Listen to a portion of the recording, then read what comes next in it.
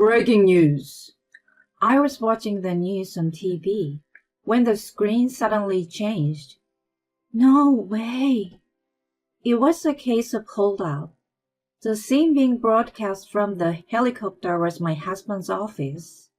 I rushed to call his cell phone. Are you okay? Are you safe?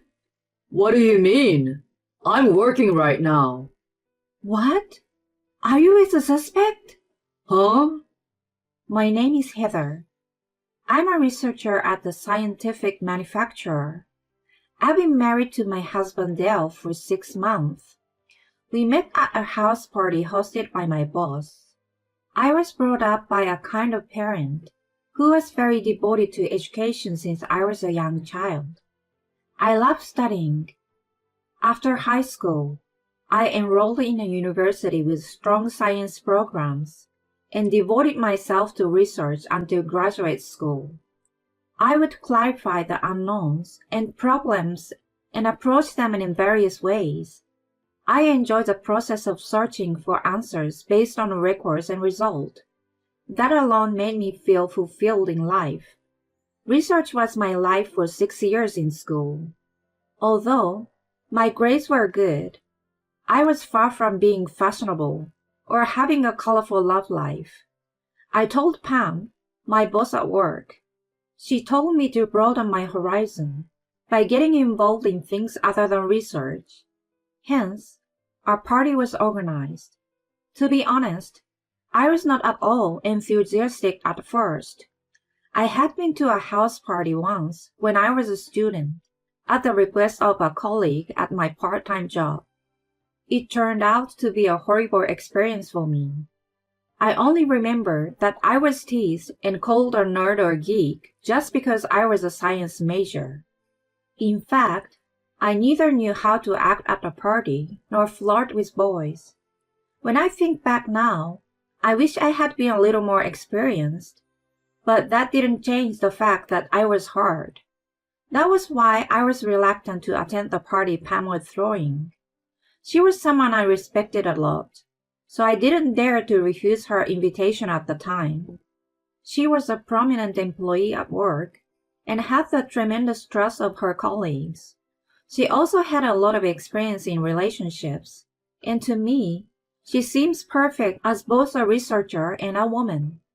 Thus, I decided to attend the party. There were many guys from up-and-coming venture companies there. Dale was one of them. I wasn't a naive student anymore, so I mingled and socialized unlike in the past. After having a conversation with a group of people for a while, Dale spoke to me privately. I immediately braced myself for the possibility of being hurt again, but my fears were unfounded. He listened to me intently, and instead of calling me nerdy, he praised me for devoting myself to one thing for a long time.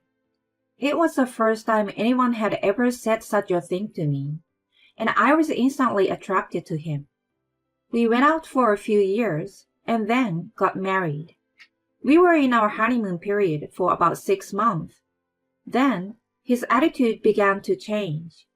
When we first started living together, he was eager to help me with the chores and showered me with his love and appreciation. After a while, he stopped doing any of it.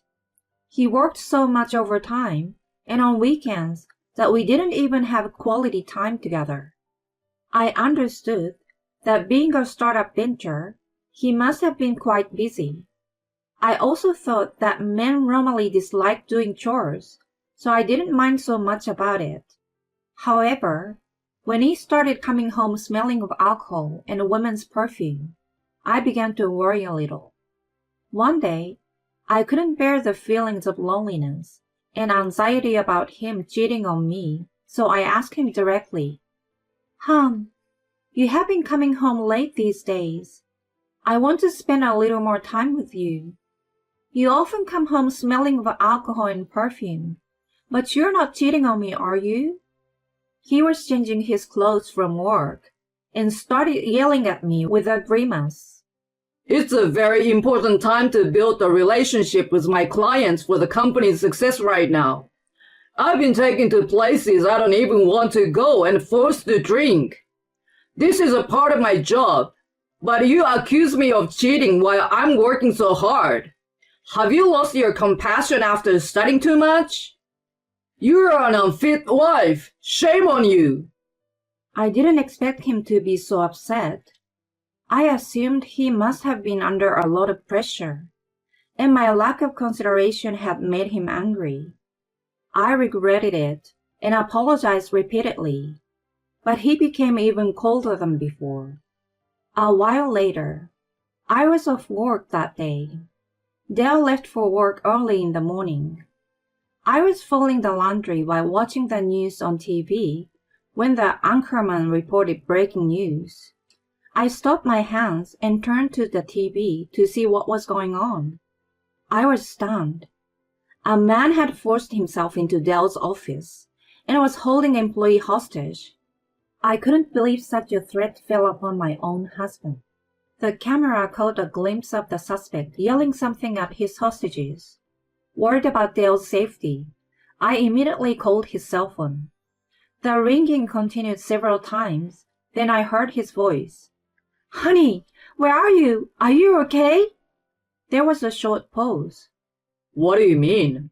I'm working at the office. It couldn't have been possible. Right at the time, his company was being televised for a hold-up case. I wondered if he was being told what to say by the suspect. I fearfully asked him, "Is the suspect next to you right now?" I heard him let out, "Huh?" like an idiot. It was only for a moment, and he immediately gathered himself. Oh, no. I'm working from a client's office. I'm okay. I just found out about it on the news. I'm sorry. I have to deal with it, so I gotta go.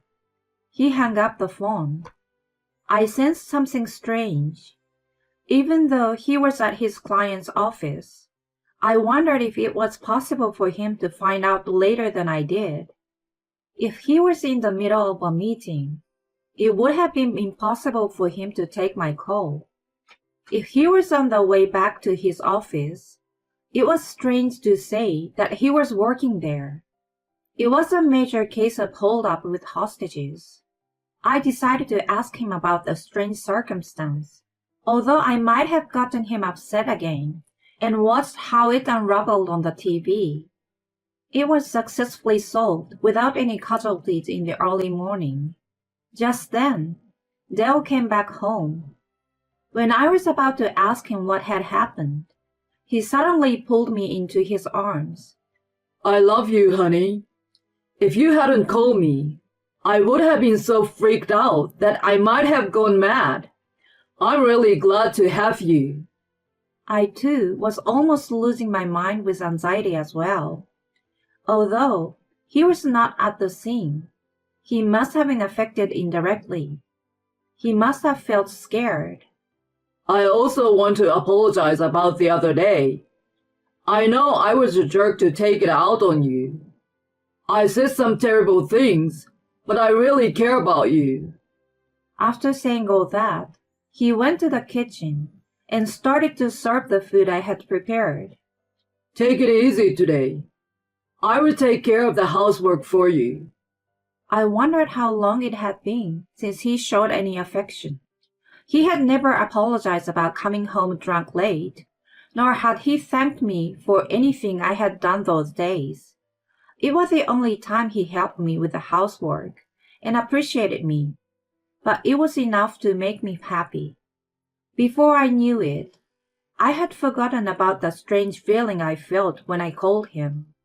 The next day, while I went about my business as usual at work, Pam came to talk to me. She was wondering if something good had happened to me as I looked happier. It was embarrassing that I had unconsciously shown it on my face. I told her everything that had happened the day before. When I finished, she looked skeptical. I wondered if I said something out of place. I had assumed that she would have been happy for me, contrary to my expectation. What came out of her mouth was something else. "Are you sure You're okay with that? I didn't get what she meant by it. When I asked her, she explained apologetically. When a man suddenly becomes nice, it is usually when he has something to hide. Cheating, debt, or something. I was irritated to hear that. It's just that the men you dated in the past have been like that. Dell is different. He's probably just tired from work. She raised her eyebrows as if to say, uh-huh, when I, normally a quiet person, countered her. I got even more irritated and lashed out at her. I met him thanks to you, but you don't know him like I do. Please don't meddle too much in my marriage. She mumbled, right, and walked away with a sad face. After that day, she started taking more days off from work.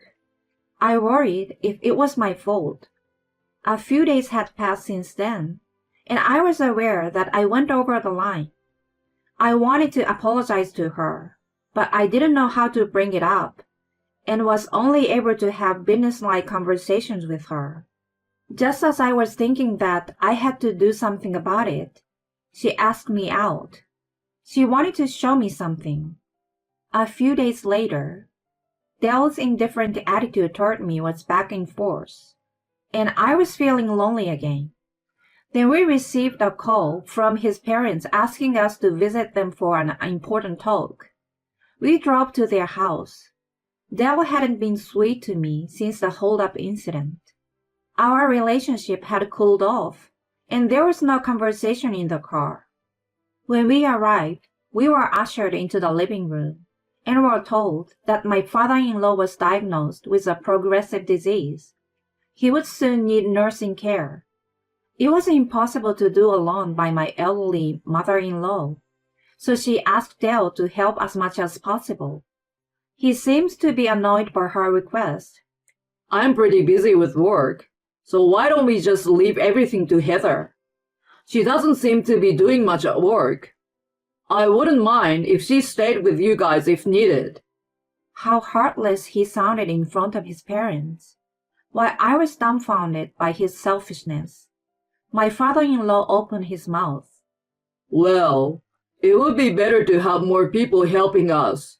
But aren't you quite busy at work right now, Heather? I don't know all the details, but I heard that your company has made a breakthrough invention, and the business is growing fast. You know about that, don't you? Dale glared at me. What my father-in-law said was true. It was a medical invention, so I supposed he must have come across it as he researched his own illness. What invention? I haven't heard of it yet. How come he knows about it and I don't? Don't embarrass me in front of my parents. Although the volume of his voice was kept down in front of his parents, his tone was filled with anger. His big pride was hurt. Yet, he did all kinds of things behind my back. Finding the perfect timing, I turned to him and spoke clearly.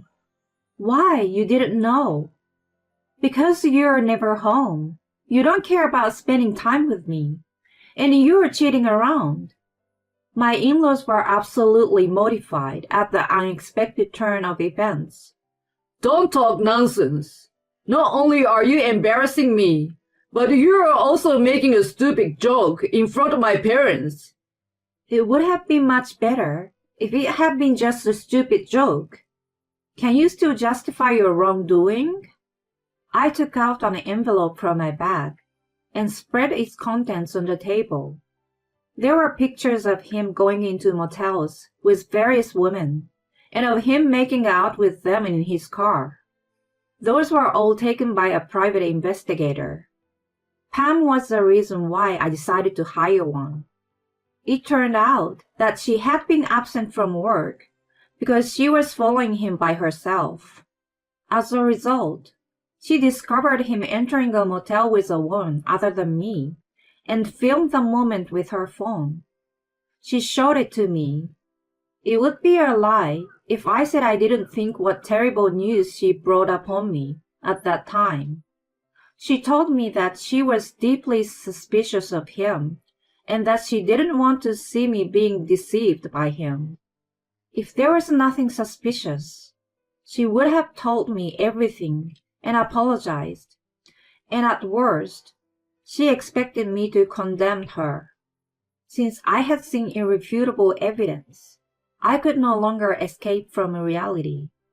I decided to thoroughly investigate his affair and hired a professional investigator. According to the investigation, he was having multiple partners and even complained about me to them. My wife has no feminine charms. I married her thinking she could at least be a housekeeper, but all she can do is research.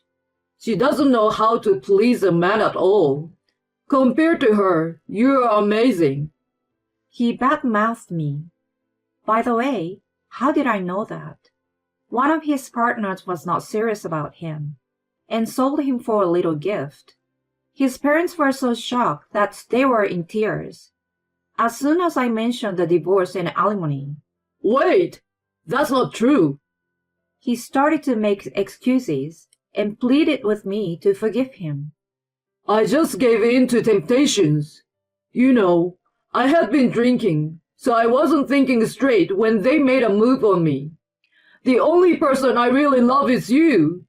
You are smarter than me, so you can see that, right? What nonsense.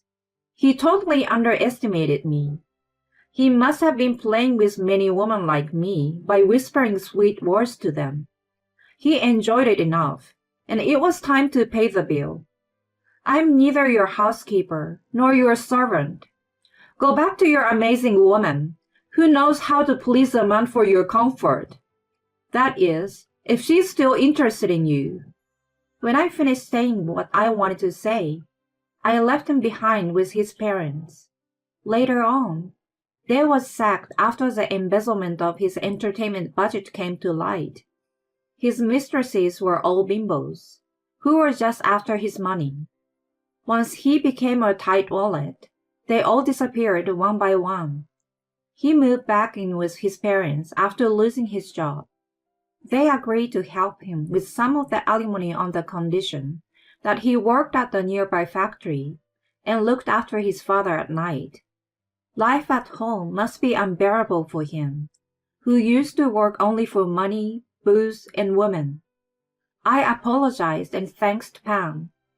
I had said terrible things, and thanks to her, I had found out about the affair. I was finally forced to face reality. I asked her why she went to such lengths to help me. You reminded me of myself in the past. You think I have a lot of experience, but of course, it wasn't always like that. I had fallen for a bad guy too. In my case, he didn't cheat on me, but he forced me to pay his debts. That's why I felt I had to help you somehow. Don't thank me because it's all about self-satisfaction in the end. I feel deeper respect and affection toward her now. Since then, she has taught me makeup and fashion. I'm trying to be more cautious about other things besides research. Don't mean to brag, but I think I look much better now. When I go out for drinks with Pam, it's not uncommon for me to get picked up. I see this as a good opportunity and training my eyes for better men. Whether it is research or romance, broadening my perspective would lead to a better result.